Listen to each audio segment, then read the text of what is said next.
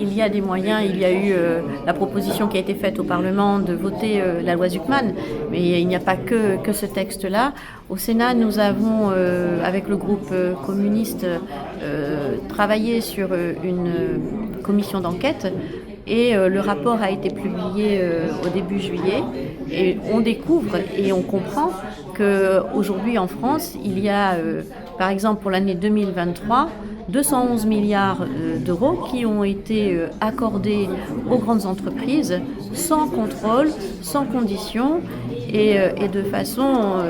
aveugle. Il faut savoir que ces grandes entreprises continuent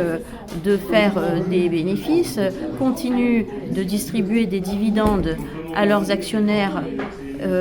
en globalisant, si vous voulez, dans ces dividendes à la fois les bénéfices générés, mais également les aides publiques accordées. Il n'y a aucun contrôle et il faut savoir que ces grandes entreprises continuent de mettre en œuvre des plans sociaux ou des départs volontaires à la retraite. Tous ces chiffres nous amènent devant un véritable scandale, un scandale d'État, puisqu'il est nécessaire de faire la transparence et d'arrêter de culpabiliser la population en disant à tous, à chacun que nous sommes responsables de la dette. Ces aides, elles se traduisent dans des subventions, des exonérations de charges sociales, des crédits impôts recherche. Ce sont des milliards d'euros qui sont injectés dans ces grandes entreprises sans contrôle. Et en parallèle, ces mêmes entreprises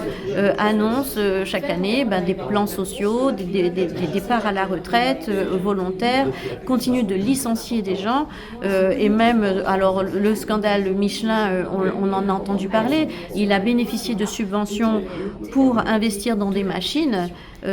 sur